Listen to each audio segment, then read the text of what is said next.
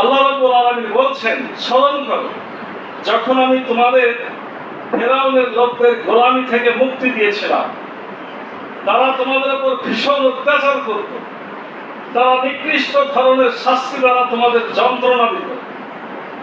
ফেরাউনের অত্যাচার ছিল খুবই মারাত্মক। ফেরাউন অত্যাচারের জন্য লৌহ শলাকা মানে বড় বড় লোহার পেরেক ব্যবহার করত। এই লোহার পেরেক দিয়ে মানুষকে বিদ্ধ, গাছে টানায় রাখত, নিচে লোহার কাঁটা, উপরে শোয়াইল, উপরে লোহার কাঁটা দিয়ে চাপ দিত। এরকম ভয়ঙ্কর ভয়ঙ্কর নির্যাতনের ঘটনা ফেরাউনের বিষয় ইতিহাসে পাওয়া যায়। আল্লাহ রাব্বুল আলামিন বলছেন, তোমাদের উপর ভীষণ অত্যাচার করত, তারা নিকৃষ্ট ধর্মের শাস্তি দ্বারা তোমাদের যন্ত্রণা দিত, তারা তোমাদের পুত্র সন্তানদের হত্যা করত এবং তোমাদের মেয়েদেরকে জীবিত রাখত। একবার ফেরাউন স্বপ্নে দেখল যে বনী ইসরাইল, ফেরাউনের আপনার গোত্র ছিল কিপ্তি সম্প্রদায়, আর মূসা নবীর যেটা গোত্র বংশ এটা হলো বনী ইসরাইল। ফেরাউন একদিন স্বপ্নে দেখছে যে বনী ইসরাইলের যেদিকে বাড়িঘর গুলো আছে ওদিক থেকে একটা আগুন বের হয়ে আসছে।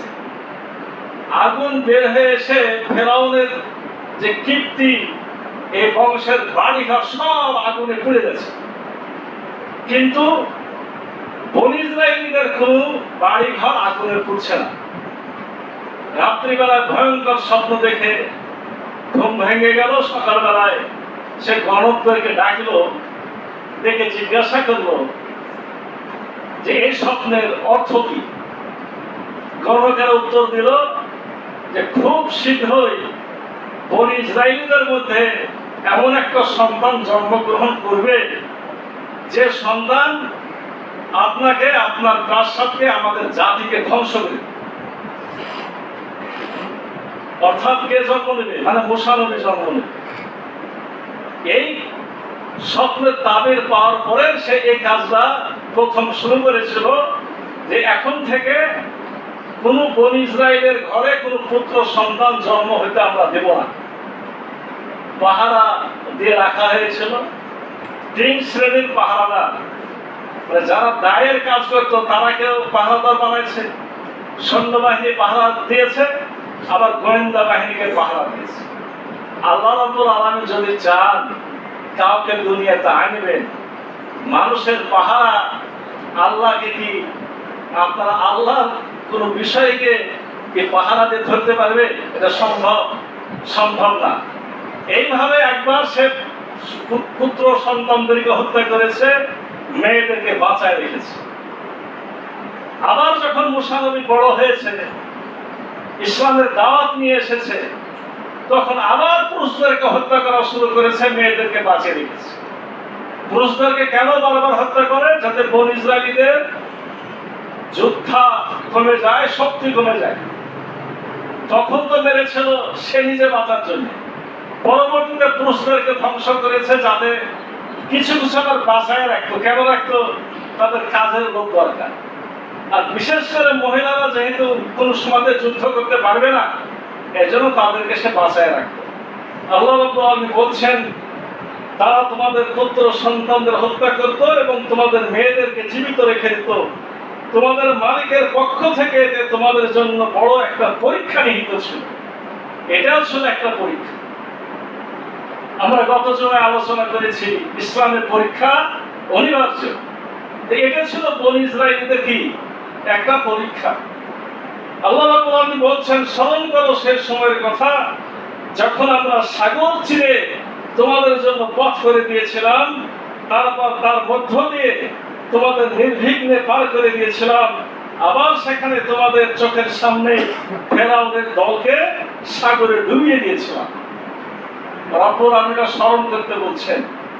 এরকম প্রচন্ড জুলুম নির্যাতনে যখন সবাই অতিষ্ঠ, মূসা নবী যখন দাওয়াতি কাজ করে বারবার ফেরাউনের দরবার থেকে ফেরত আসলেন, যখন ফেরাউন তার বাহিনী কবুল তো করলোই না, বরঞ্চ মুসা নবী সহ তার বাহিনীকে হত্যার পরিকল্পনা করলো, তখন রব্বুল আলামিন মুসা নবী সহ মুসা নবীর অনুসারীদেরকে বললেন যে তোমরা চলে যাও। সেই লোহিত সাগরের পাদদেশে যখন মুসা নবী হাজির হলো, ফেরাউন নবী তখন পিছনে হাজির হলো। মুসা নবী হাজির হয়ে আপনার সকালের কাছাকাছি পৌঁছে গেছিল, এই সময় ফেরাউনের বাহিনী পৌঁছায় গেল। মুসা নবী তার বাহিনী পিছন দিকে তাকায় দেখছে ফেরাউন বাহিনী চারদিকে ঘেরাও করে ফেলেছে। মুসা নবীর লোকেরা মুসা নবীকে বলছে, হে মুসা, এখন আমাদের কি হবে? মুসা নবী জবাব দিলেন যে আল্লাহ আমাদেরকে পথ দেখাবে। ঠিক এমন সময় রব্বুল আলামিনের পক্ষ থেকে নির্দেশ আসলো, মুসা এই পানির উপরে লাঠি দিয়ে আঘাত দাও। তোমার হাতে যে মুজিজার লাঠি, লাঠি দিয়ে আঘাত করো। আঘাত করার সাথে সাথে কি হলো? 12টা রাস্তা তৈরি হলো। 12টা বংশ ছিল বনী ইসরাঈলের মধ্যে, 12 বংশ গোত্রের জন্য 12টা রাস্তা হলো। মুসা নবীর বাহিনী যখন আপনার সমুদ্রের ওই পারে পার হয়ে গেল, আর ফেরাউন বাহিনী যেহেতু রাস্তা তখন আছে, তারা তখন সাগরের মাঝখানে। মুসা নবীর বাহিনী যখন সাগরের ওপারে, ফেরাউনের বাহিনী তখন সাগরের মাঝখানে। মুসা নবী পার হয়ে গেছে, রাস্তা তো মুসা নবীর জন্য, সাগরের মধ্যে রাস্তা মুসা নবীর জন্য, ফেরাউনের জন্য তো নয়। মুসা নবী পার হয়েছে, আপনার রাস্তা খোলা গেছে, সাগরের মধ্যে ডুবে কে মারা গেল? ফেরাউন তার দলবল মারা গেছিল। রব্বুল আলামিন এই কথাটা এখানে বলছেন। রাসূল সাল্লাল্লাহু আলাইহি ওয়াসাল্লাম যখন মদিনা আগমন করেন, তখন তিনি দেখেন যে মুহররম মাসের এই 10 তারিখে ইহুদিরা মুসা আলাইহিস সালাম এবং বনী ইসরাঈলের নাজাত পাওয়ার আনন্দে সিয়াম পালন করে। তাদের কাছে একটা ঈদের দিনের মতো ছিল এই 10 তারিখ। কেন? আল্লাহ রাসূল সাল্লাল্লাহু আলাইহি ওয়াসাল্লাম তাদেরকে জিজ্ঞাসা করলো। ইবনে আব্বাস রাদিয়াল্লাহু আনহু থেকে বর্ণিত, তিনি বলেন, আল্লাহ রাসূল সাল্লাল্লাহু আলাইহি ওয়াসাল্লাম মদিনায় আগমন করে দেখতে পেলেন যে ইহুদিগণ আশুরার দিনে সিয়াম পালন করে। তিনি জিজ্ঞাসা করলেন, কি ব্যাপার, তোমরা এই দিনে সিয়াম পালন করো কেন? তারা বলল, এই অতি উত্তম দিন, এদিন আল্লাহ তাআলা বনী ইসরাঈলকে তাদের শত্রুর কবল থেকে নাজাত দান করেন, ফলে এদিনে মুসা আলাইহিস সালাম সিয়াম পালন করেন। তার মানে এদিনে এই যে নাজাত পেয়েছিলেন মুসা নবী তার দলবল সহ, এই জন্য স্বয়ং মুসা নবী এদিনে কি করতেন? সিয়াম পালন করতেন। আল্লাহ রাসূল সাল্লাল্লাহু আলাইহি ওয়াসাল্লাম বললেন, আমি তোমাদের অপেক্ষা মুসার অধিক নিকটবর্তী। এরপর তিনি এদিনে সিয়াম পালন করেন এবং সিয়াম পালনের নির্দেশ দান করেন। এই ঘটনা আল্লাহ রাসূল মদিনায় যে শুনলো কাদের কাছে? ইহুদিদের কাছে। শোনার পর তিনি বললেন, মুসা নবীকে তোমাদের থেকে আমি বেশি ভালোবাসি, তার সাথে নৈকট্য আমার বেশি। অন্য জায়গায় আছে তিনি আমার ভাই, নবী রাসূলগণ পরস্পর ভাই সম্পর্ক। অতএব তোমরা যেহেতু সিয়াম পালন করে, এটা আমার জন্য রাখা জরুরি। এজন্য আল্লাহ রাসূল হযরত মুহাম্মদ সাল্লাল্লাহু আলাইহি ওয়াসাল্লাম এদিনে সিয়াম পালন করলেন এবং সাহাবায়ে কেরামকেও সিয়াম পালনের নির্দেশ দান করলেন। আয়েশা রাদিয়াল্লাহু আনহা বর্ণিত হাদিসে পাওয়া যায়, জাহেলিয়াতের যুগে মক্কাতে থাকতেও আল্লাহ রাসূল 10ই মুহররম সিয়াম পালন করেছেন। এই যে আমরা হাদিসটা শুনলাম যে আল্লাহ রাসূল নির্দেশ দিয়েছেন, এজন্য এই দিনের অন্যতম আমল হলো কি করা? সিয়াম পালন করা। এই সিয়ামের অনেক ফজিলত। রাসূলুল্লাহ সাল্লাল্লাহু আলাইহি ওয়াসাল্লাম বলেছেন, সিয়ামু ইয়াউমি আশুরা আহাতাসিবু আলাল্লাহি আইয়ুকাফিরা সালাতাল্লাতি কাবলা। যারা আশুরার সিয়াম পালন করে তাদের ব্যাপারে আমি আশাবাদী যে তাদের পূর্ববর্তী বছরের গুনাহসমূহের কাফারা হয়ে যাবে। যারা আশুরার দিন 10ই মুহররম সিয়ামটা পালন করবে, আল্লাহ রাসূল বলছেন আমি আশা করি তাদের পূর্বের 1 বছরের গুনাহ কি হয়ে যাবে? মাফ হয়ে যাবে। এটাই হলো আপনার আশুরার সিয়াম পালনের বিষয়ে হাদিস। আরো দু একটি হাদিস আছে, পরে বলছি। তবে এই 10ই মুহররম নিয়ে অনেকগুলো বিভ্রান্তি আছে, অনেকগুলো বিভ্রান্তি আছে। 10ই মুহররমকে নিয়ে অনেক ভিত্তিহীন কথাবার্তা আছে। যেমন আমি কয়েকটি বলি, তারপরে শেষে মন্তব্য করছি। এই দিনে আল্লাহ আসমান জমিন সৃষ্টি করেছে। এই দিনে আদম আলাইহিস সালাম হাওয়া আলাইহিস সালামের সাক্ষাৎ হয়েছে। এই দিনে কিয়ামত হবে। এই দিনে আদম আলাইহিস সালামকে আল্লাহ তৈরি করেছেন। আদম আলাইহিস সালামের তওবা কবুল করেছেন, তাকে ক্ষমা করেছেন।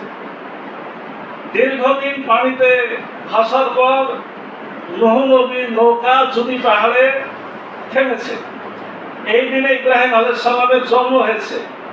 এই দিনে ইদ্রিস আলাইহিস সালামকে জীবন্ত জান্নাতে তুলে নেওয়া হয়েছে। এই দিনে ইব্রাহিম আলাইহিস সালাম নমরুদের অগ্নিকুণ্ড থেকে বের হয়েছে। এই দিনে আল্লাহ মুসা নবীর উপরে তওরাত নাযিল করেছে। এই দিনে ইউসুফ আলাইহিস সালামকে গভীর কূপ থেকে আল্লাহ উদ্ধার করেছেন। এই দিনে 40 বছর পর ইউসুফ নবী এবং ইয়াকুব নবীর সাথে সাক্ষাৎ হয়েছে। এই দিনে আইয়ুব নবী আরোগ্য লাভ করেছে। এই দিনে ইউনূস নবী মাছের পেট থেকে উদ্ধার পেয়েছে। এই দিনে জাকারিয়া আলাইহিস সালাম পুত্র সন্তান লাভ করেছে। এই দিনে সুলাইমান আলাইহিস সালাম রাজত্ব ফেরত পেয়েছে।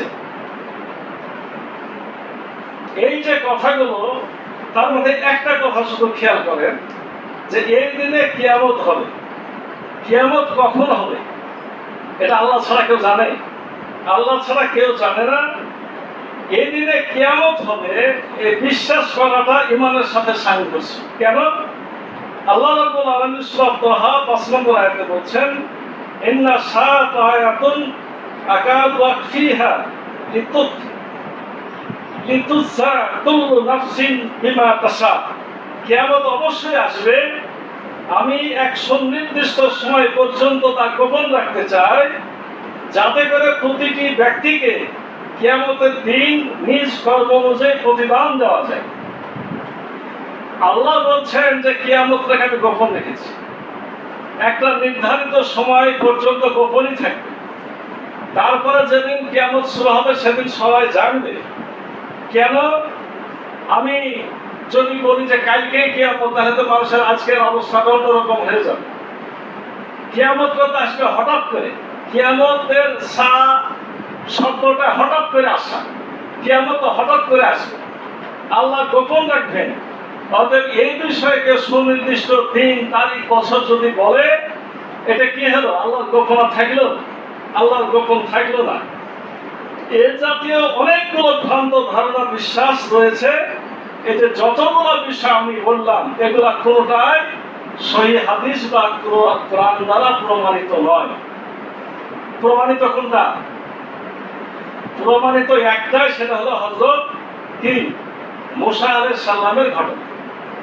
এটি প্রমাণিত, এবং এর কারণে আল্লাহ রাসূল হযরত মুহাম্মদ সাল্লাল্লাহু আলাইহি ওয়াসাল্লাম এই দিনে রোজা পালন করেছেন, এই দিনে সিয়াম পালনের নির্দেশ দিয়েছেন। সম্মানিত মুসলিম কেরাম, আমরা এতটুকু আলোচনা দ্বারা কমপক্ষে মুহররম মাসের ফজিলত, গুরুত্ব, তাৎপর্য আমরা জেনেছি। এখন আমরা জানবো আশুরার দিন বা 10ই মুহররমে আমাদের করণীয় এবং বর্জনীয় কি কি আছে। প্রথম করণীয় পেলাম সিয়াম পালন করা। যেহেতু রাসূল সাল্লাল্লাহু আলাইহি ওয়াসাল্লাম এই দিনে সিয়াম পালন করেছেন, সিয়াম পালন করার নির্দেশ দিয়েছেন, এর ফজিলত বর্ণনা করেছেন, বলেছেন এই সিয়াম রমজানের পরে সর্বোত্তম সিয়াম। তাহলে প্রথম দায়িত্ব হলো আমাদের 10ই মুহররমে সিয়াম পালন করা। তার পাশাপাশি নবম দিনেও সিয়াম পালন করা। 10 তারিখের আগে কি? নবম তারিখ। আমি আগে বলে দিই, আগামী বৃহস্পতিবার 9 তারিখ, আর শুক্রবার হলো 10 তারিখ। আজকে যদি আমরা না জানাই দিই, তাহলে তো বৃহস্পতিবারও পার হয়ে যাবে। শুক্রবার জুম্মার দিন দুপুরে এসে আমি যদি বলি যে 9-10 রোজা রাখতে হয়, আমাদেরকে সিয়াম ধরা সম্ভব হবে? হবে না। নবম তারিখ হলো আগামী বৃহস্পতিবার, আর 10ম তারিখ হচ্ছে আগামী শুক্রবার। জি 11 তারিখের হাদিস পরে বলছি। যেহেতু ইহুদিরা 10ম দিনে সিয়াম পালন করত, এজন্য রাসূলুল্লাহ সাল্লাল্লাহু আলাইহি সাল্লাম আমাদেরকে 9ম দিন ও 10ম দিন সিয়াম রেখে ইহুদিদের সাথে পার্থক্য করার নির্দেশ দিয়েছেন। আব্দুল্লাহ ইবনে আব্বাস রাদিয়াল্লাহু আনহু থেকে বর্ণিত, তিনি বলেন রাসূলুল্লাহ সাল্লাল্লাহু আলাইহি সাল্লাম যখন আশুরার দিন সিয়াম পালন করেন এবং লোকদেরকে সিয়াম পালনের নির্দেশ দেন, তখন সাহাবীগণ বললেন, ইয়া রাসূলুল্লাহ, ইয়াহুদ এবং নাসারা এই দিনের প্রতি সম্মান করে। এখানে প্রমাণ পাওয়া গেল শুধু ইহুদিরা এদিনকে সম্মান করে না, খ্রিস্টানেরা এদিনকে সম্মান করে। এ কথা শুনে রাসূলুল্লাহ সাল্লাল্লাহু আলাইহি সাল্লাম বললেন, ইনশাআল্লাহ আগামী বছর আমরা 9ম তারিখও সিয়াম পালন করব। বর্ণনাকারী বলেন, এখনো আগামী বছর আসেনি, এমত অবস্থায় রাসূলুল্লাহ সাল্লাল্লাহু আলাইহি সাল্লামের ইন্তেকাল হয়ে যায়। অর্থাৎ আল্লাহ রাসূল এই কথা বলার পরে তিনি কিন্তু 9ম তারিখে সিয়াম করেননি বা 11 তারিখেও সিয়াম করেননি, তিনি সিয়াম পালন করেছিলেন শুধুই 10ম তারিখে। তবে তিনি বলেছিলেন যে ইনশাআল্লাহ ইহুদিদের ব্যতিক্রম করার জন্য আমি আগামী বছর 9 তারিখেও সিয়াম পালন করব। এটা হলো সহিহ মুসলিম 1134 নম্বর হাদিস। এই হাদিস থেকে বোঝা যাচ্ছে যে 10 তারিখের পাশাপাশি 9 তারিখেও সিয়াম পালন করা সুন্নাহ। কেউ যদি 9 এবং 10 তারিখে না রাখতে পারেন, কোনো কারণে 9 তারিখে করতে পারলেন না, তাহলে 10 এবং 11 তারিখে রাখতে পারেন। যেহেতু রাসূল সাল্লাল্লাহু আলাইহি ওয়াসাল্লাম অন্য একটা হাদিসে বলেছেন, ইয়াউমা কাবলা ওয়া ইয়াউমা বাদা, মানে 10 তারিখের আগের দিন অথবা 10 তারিখের পরের দিন। এটা অন্য হাদিস। স্পষ্ট হাদিসটা ছিল 9 তারিখ, তবে সুযোগ দেওয়া আছে ব্যতিক্রম করাটা যেহেতু মুখ্য উদ্দেশ্য, এজন্য যদি শুক্রবারে তো করতে হবে 10 তারিখ আগামী শুক্রবারে, যদি 9 তারিখে কোনো কারণে তারা না যায় বৃহস্পতিবার, তাহলে পরের দিন করে এটা ব্যতিক্রমটা করতে হবে। রাসূলুল্লাহ সাল্লাল্লাহু আলাইহি সাল্লাম যেটা বলেছেন সেটা হলো খালিফুল ইয়াহুদ, তোমরা ইহুদিদের বিপরীত করো, অসুমু ইয়াউমা আত-তাসিয়া ওয়াল আশিরা, তোমরা 9 এবং 10 তারিখে সিয়াম পালন করো। 9 এবং 10 তারিখের হাদিসটাই বেশি প্রসিদ্ধ, তবে কেউ না পারলে 11 তারিখ করবে। এই দিনে আর কি কাজ আছে? অন্যান্য দিনের মতো স্বাভাবিকভাবে সকল আমল করা, আল্লাহর কাছে তওবা করা, বেশি বেশি নেক আমল করা যেতে পারে। যেহেতু মুহররম মাস সম্মানিত মাস এবং 10ই মুহররম একটা অতি গুরুত্বপূর্ণ দিন, এজন্য এদিনে বেশি বেশি দোয়া করা, বেশি বেশি নেক কাজ করা, বেশি বেশি তওবা করা, এটা করা যেতে পারে, করাটা ভালো। আল্লাহ রাব্বুল আলামিন বলেছেন, ইন্নাল হাসানাতা ইউযহিবনাস সাইয়্যাত, নেক আমল সমূহ বদ আমল সমূহকে মুছে দেয়। আমরা যেহেতু গুনাহ মাফ পেতে চাই, তওবা করতে হবে গুনাহ মাফ থেকে, আর বেশি বেশি আমল করলে গুনাহগুলো কি হয়ে যাবে? মাফ হয়ে যাবে। এজন্য এই মাসে এবং আশুরার এই দিনে আমাদেরকে বেশি বেশি নেক আমল করা এবং বেশি বেশি দোয়া করার আপ্রাণ চেষ্টা করতে হবে। এই দিনে বা এই মাসের তৃতীয় একটা বড় কাজ হলো কুসংস্কার এবং বেদাত বর্জন করা। অর্থাৎ আশুরার দিনে কিছু বেদাত চালু হয়ে আছে, যেটা নবী রাসূল সাহাবায়ে কেরাম কেউ করেন নাই। যেগুলো নবী রাসূল সাহাবায়ে কেরাম করেন নাই, সেগুলো করাটা কি? বেদাত। এই দিনে কি কি বেদাত আছে? আশুরার দিনে শোক পালন করা। শোকের বিষয়টা অবশ্য পরে বিস্তারিত আলোচনা করব। এটা একটা আপেক্ষিক বিষয়। শোকের বিষয়টা আপেক্ষিক কেন বললাম? যে আসলে এদিনে যেমন বড় ঘটনা মুসা নবী পরিত্রাণ হয়েছে, আল্লাহ রাসূল এর জন্য সিয়াম পালন করেছে। সিয়াম রাখতে হবে অবশ্যই ওই ঘটনাকে কেন্দ্র করে, কারণ আল্লাহ রাসূল যে নিয়তে রেখেছেন সেই নিয়তটাই নিয়ত, যে এদিনে মুসা নবীকে আল্লাহ পরিত্রাণ দিয়েছিলেন, ফেরাউন বাহিনীকে ডুবিয়ে মেরেছিলেন। অতএব এই দিনকে স্মরণ করে সিয়াম পালন করব। কিন্তু শোকের বিষয়টা একটু আপেক্ষিক। কেউ যদি শোক পালন করে, সরাসরি নিষেধ করা যাবে না। কেন যাবে না? মনে করেন যে আমার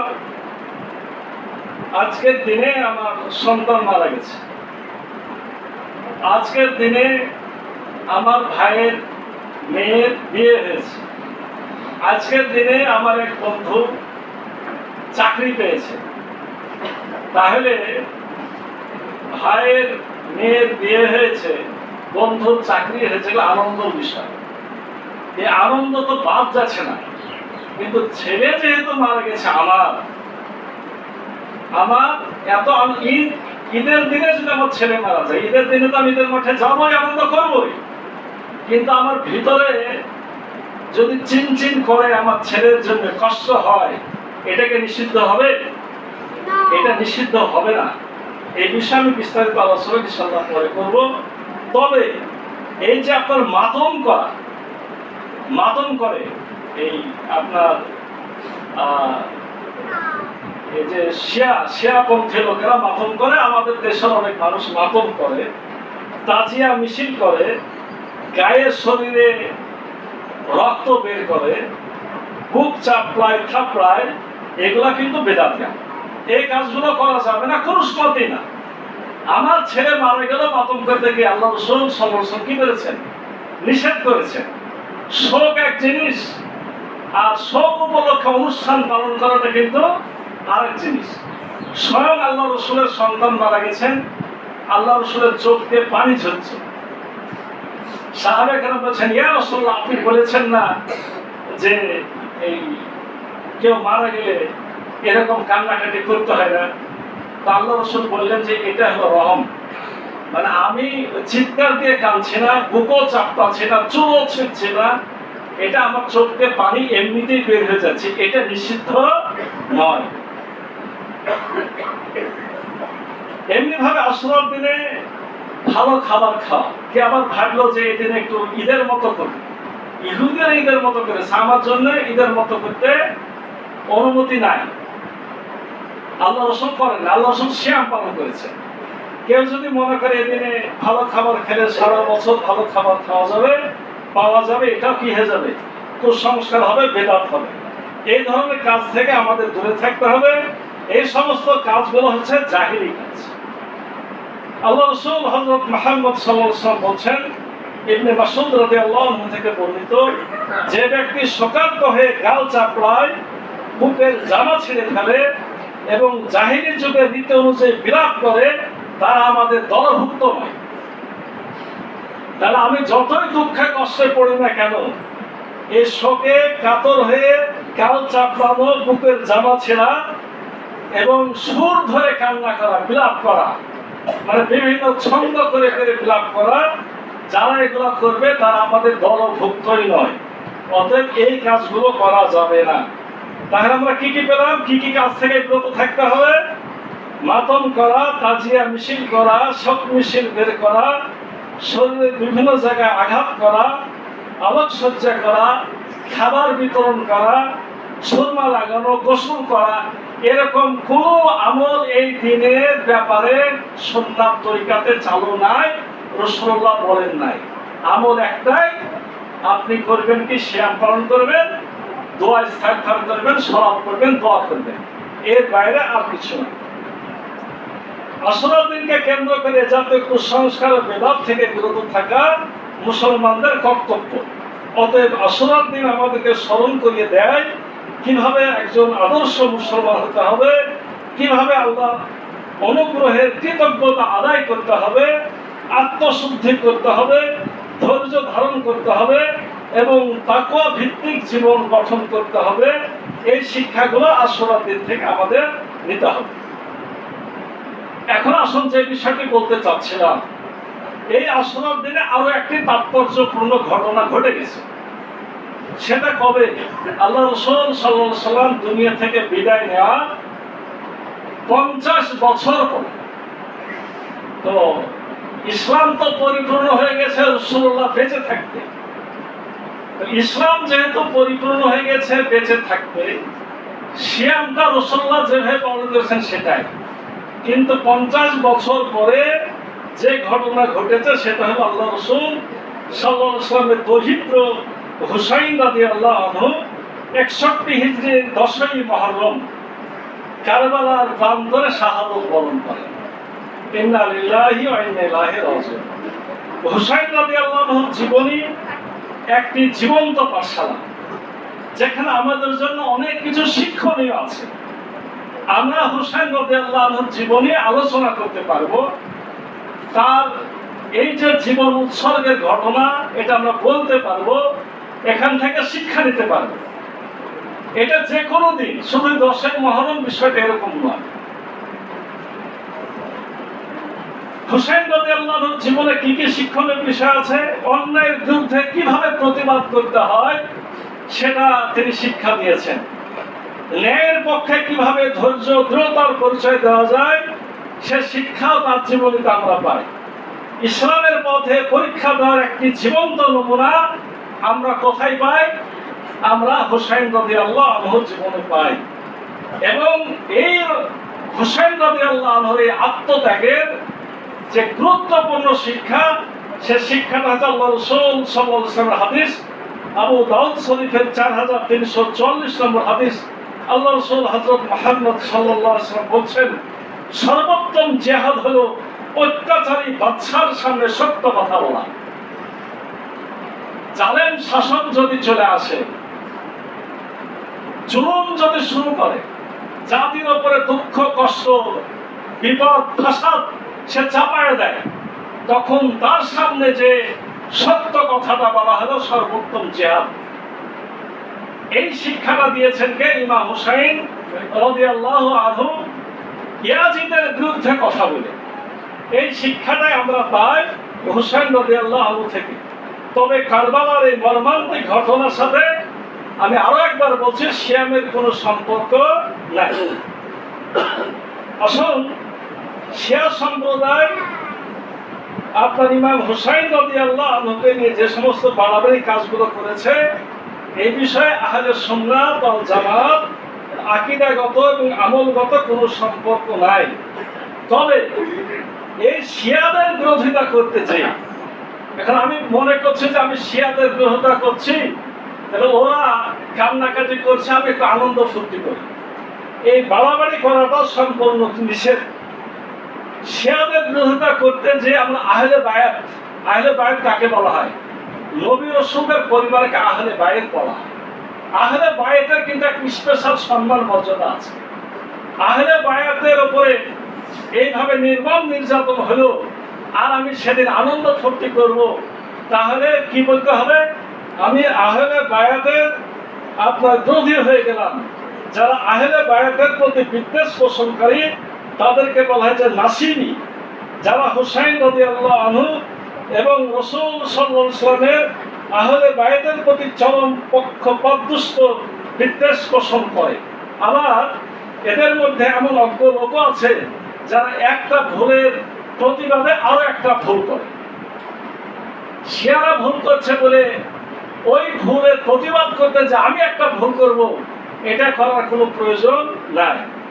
আসনার দিন আনন্দ উল্লাসের বিভিন্ন আমল সম্পর্কে বিভিন্ন বানোয়াটি হাদিস আছে, যেগুলা মধ্যে আছে সুরমা লাগানো, মেহেদি খেজাব ব্যবহার করা, পরিবারের খরচ বৃদ্ধি করা, বেশি বেশি রান্না বান্না করে ঈদ আনন্দের মতো করা। এগুলা সম্পূর্ণরূপে নিষেধ। কেন নিষেধ? আমি একটু আগে বলছিলাম আহলে বাইত। আহলে বাইত নিয়ে আমি কয়েকটা কথা বলি। আহলে বাইতের শব্দের অর্থ হলো ঘরের অধিবাসী বা পরিবার পরিজন। কার ঘরের অধিবাসী? রাসূল সাল্লাল্লাহু আলাইহি ওয়াসাল্লামের ঘরের অধিবাসী বা পরিবার পরিজন। ইসলামী পরিভাষায় রাসূল সাল্লাল্লাহু আলাইহি ওয়াসাল্লামের পরিবার পরিজনকে, পবিত্র পরিবার পরিজনকে আহলে বাইত বলা হয়। আহলে বাইতের মর্যাদা সম্পর্কে স্বয়ং কোরআনে আয়াত আছে। সূরা আল আহজাব 33 নম্বর আয়াত, ইন্নামা ইউরিদুল্লাহু লিইয়ুযহিবা আনকুম রিজসা আহলাল বাইত ওয়া ইউতাহহিরুকুম তাতহীরা। হে আহলে বাইত, আল্লাহ কেবল তোমাদের অপবিত্রতা দূর করতে এবং তোমাদেরকে পূর্ণরূপে পবিত্র করতে চান। তাহলে রাসূল সাল্লাল্লাহু আলাইহি ওয়াসাল্লামের যে আহলে বাইত পরিবার পরিজন, আল্লাহ পদ্ধতি করেছেন, সিস্টেম করে দিয়েছেন, তাদের ভুল ত্রুটিগুলো আল্লাহ দূর করে দিয়েছেন এবং আল্লাহ তাদেরকে পবিত্র করেছেন। তাহলে সাহাবে কেরামের মর্যাদা তো একটা আছে। সাহাবে কেরামের মর্যাদার মধ্যে আবার নবী পরিবারের মর্যাদা আরো বেশি হয়ে গেল না? মনে করেন যে ইমাম হোসাইন সাহাবী, মুআবিয়া রাদিয়াল্লাহু আনহু সাহাবী, দুইজনে যদি দ্বন্দ্ব বাঁধে কোনো কারণে, তর্ক বিতর্ক হয়, আপনি কার পক্ষ নেবেন? আমি অবশ্যই আহলে বাইত ইমাম হোসাইনের পক্ষ নিতে হবে। ধরে নিতে হবে যে রব্বুল আলামিন তাকে সঠিক পথে রেখেছেন। অনেকে মনে করে যে সাহাবে কেরামের ব্যাপারে কথাই বলা যাবে না, এটা একসময় ছিল। কিন্তু ইমাম তিরমিজি রাহিমাহুল্লাহ আমাদের চোখ খুলে দিয়েছেন যে সাহাবাদেরও ভুল হতে পারে, ভুল হবে না নবী রাসূলদের। সাহাবাদের ভুলকে ভুল যদি না বলা যায়, তাহলে সহিহ হাদিস, জয়ীফ হাদিস, হাসান হাদিস, জাল হাদিস, মওযু হাদিসের ভাগগুলো করা যাবে না। কারণ হাদিসে তো ত্রুটি নাই, ত্রুটি আছে কিসে? বর্ণনায়। বর্ণনার ক্ষেত্রে সাহাবে কেরাম কে একটু বেশি ভালো ছিল, কে একটু কমজোর ছিল, কার স্মৃতি শক্তি দুর্বল ছিল, এগুলো ভাগ করতে যেয়ে তো হাদিসগুলো ভাগ হয়েছে। অতএব ভুলকে ভুল বলতে হবে। ভুলকে ভুল না বললে সঠিক ইতিহাস এবং সঠিক বিষয়টা কি করা যাবে না, উপলব্ধি করা যাবে না। আরো একটা বিষয় আছে যে নবী রাসূল সাল্লাল্লাহু আলাইহি সাল্লাম সকল যুগের নবী রাসূলদের সাহাবে কেরাম ছিলেন। আমাদের রাসূলের সাহাবে কেরামের মধ্যেও মর্যাদাগত পার্থক্য আছে। মর্যাদাগত পার্থক্য মানে আল্লাহ রাসূল যেমনি এখানে কোরআনে পেলাম আহলে বাইতের মর্যাদা বেশি, আবার আল্লাহ রাসূল কি করেছেন, বদরি সাহাবীদেরকে যে কোনো কাজে যারা বদরের যুদ্ধে অংশগ্রহণ করেছেন তাদের মর্যাদা সব থেকে কি দিয়েছেন, বেশি দিয়েছেন। এমনকি আবু বকর ওমর রাদিয়াল্লাহু আনহুর সময়ে বদরি সাহাবীদের ভাতাও ছিল বেশি। প্রথম যুগের সাহাবী এবং পরের সাহাবী কি আছে, এদের মধ্যে আবার মর্যাদাগত কি আছে, পার্থক্য আছে।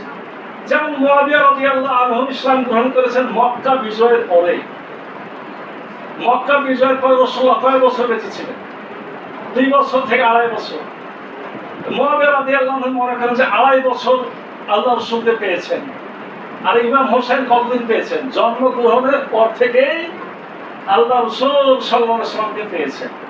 তাহলে যারা বেশি রাসূলুল্লাহকে পেয়েছেন, পুরাতন সাহাবী, তাদের হাদিস বেশি গ্রহণযোগ্য।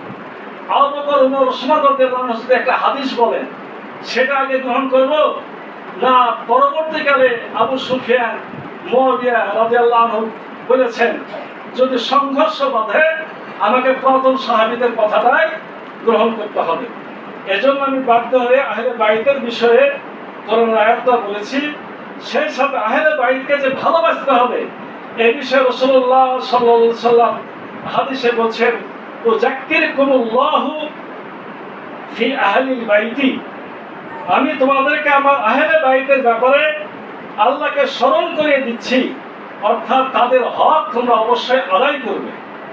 এই বিষয়ে আহলে বাইতের মর্যাদা বলার থেকে আমাদের জন্য বেশি গুরুত্বপূর্ণ হচ্ছে হাসান এবং হুসাইন রাদিয়াল্লাহু আনহুকে নিয়ে যে বিশাল এক ঘটনা ঘটেছে। আমি আজকে বলে শেষ করতে পারবো না, শুধু শুরু করি। ইনশাআল্লাহ আগামী জুমার দিনই হচ্ছে 10ই মুহররম, ইনশাআল্লাহ বিস্তারিত বলা হবে। শুধু ইমাম হাসান এবং হুসাইন আহলে বাইতের মধ্যে এই যে 2 সন্তান, এই 2 ভাইয়ের ব্যাপারে রাসূল সাল্লাল্লাহু আলাইহি সাল্লাম কতগুলো হাদিস বলেছেন আমরা একটু খেয়াল করি। হযরত আবু হুরায়রা রাদিয়াল্লাহু আনহু বর্ণিত, নবী করিম সাল্লাল্লাহু আলাইহি সাল্লাম বলেছেন, যে ব্যক্তি হাসান ও হুসাইনকে ভালোবাসবে সে অবশ্যই আমাকে ভালোবাসবে।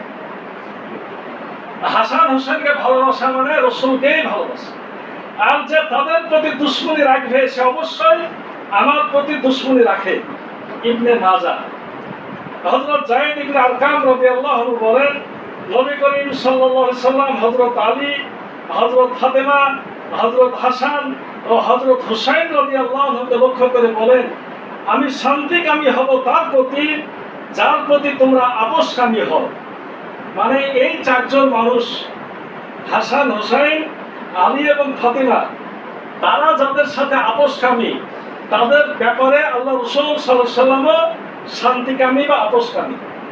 আর আমি বৈরী হব তার প্রতি তোমরা যাদের সাথে বৈরিতা করবে, ওনাদের সাথে যাদের ঝগড়া ফাসাদ হবে, ওনারা যাদেরকে দেখতে পারবেন না, রাসূলও তাদেরকে কি করবেন না, দেখতে পারবেন না। রাসূল সাল্লাল্লাহু আলাইহি ওয়াসাল্লাম হোসাইন রাদিয়াল্লাহু আনহুর গলায় মুখে চুমু দিতে দিতে বলতেন, হোসাইন হলো আমার অংশ আর আমি হোসাইনের। যে হোসাইনকে মহব্বত করবে সে যেন আমাকে মহব্বত করে। হোসাইন নবী বংশের মাঝে একজন বিশিষ্ট ব্যক্তি। ইবনে মাজাহ। ভাবতে গেলে ক্ষোভে দুঃখে হৃদয় বিদীর্ণ হয় যে এই প্রিয়তম নাতির মুখে দাড়ি ছিঁড়ে আঘাত করেছিল পাপিষ্ঠ এজিদের সেনাপতি উবাইদুল্লাহ ইবনে জিয়াদ। মুখে তরবারিতে খোঁচা দিয়েছিল ইমাম হোসাইনের। যা দেখে নিরুপায় সাহাবী আবু বারজা রাদিয়াল্লাহু আনহু লাভ করে কেঁদে কেঁদে ইয়াজিদের ঘর থেকে বের হয়ে গেছিলেন। হযরত আবু সাঈদ খুদরি রাদিয়াল্লাহু আনহু বর্ণনা করেন, রাসূল সাল্লাল্লাহু আলাইহি ওয়াসাল্লাম বলেছেন, হাসান এবং হোসাইন জান্নাতবাসী যুবকদের নেতা। আল্লাহ শুধু ঘোষণা দিয়ে দিয়েছেন তারা জান্নাত। শীতকাল একবার নবী সাল্লাল্লাহু আলাইহি ওয়াসাল্লাম শিশু হাসান ও হোসাইনকে চাদর আবৃত করে বসেছিলেন, তাদের দেখা যাচ্ছিল না। সাক্ষাৎ প্রার্থী সাহাবী আবু সালমা ইবনে যায়েদ জানতে চাইলেন যে চাদরে আবৃত কি। নবী সাল্লাল্লাহু আলাইহি ওয়াসাল্লাম তাদের বের করে দেখালেন আর বললেন, এরা দুজন আমার নাতি এবং আমার মেয়ের সন্তান। হে আল্লাহ, আমি এদেরকে ভালোবাসি, তুমিও এদেরকে ভালোবাসো, আর যারা এদেরকে ভালোবাসে তুমি তাদেরকেও ভালোবাসো। হযরত আব্দুল্লাহ ইবনে ওমর বলেন যে তিনি নবী করিম সাল্লাল্লাহু আলাইহি ওয়াসাল্লামকে বলতে শুনেছেন, নিশ্চয় হাসান এবং হোসাইন এই দুনিয়ায় আমার দুটি খুশবুদার ফুল। হযরত আনাস ইবনে মালিক বলেন, নবী সাল্লাল্লাহু আলাইহি ওয়াসাল্লাম হযরত ফাতিমা রাদিয়াল্লাহু আনহাকে প্রায় বলতেন, আমার নাতি দুটোকে ডেকে আনো। তারা আসলে তিনি তাদের ঘাম নিতেন, চুমু দিতেন, বুকে জড়িয়ে ধরতেন।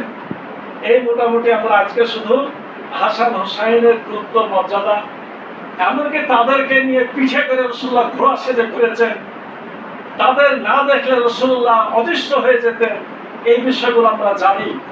এরকম ভালোবাসার মানুষকে কারা মারতে পারে? যারা নবীকে দেখতে পারে না, নবীর আনিত শরীয়ত যারা মানতে চায় না, তারাই তো এরকম কাজ করতে পারে। এই ভয়ঙ্কর ঘটনা ঘটিয়েছিল মুআবিয়া রাদিয়াল্লাহু আনহুর পুত্র ইয়াজিদ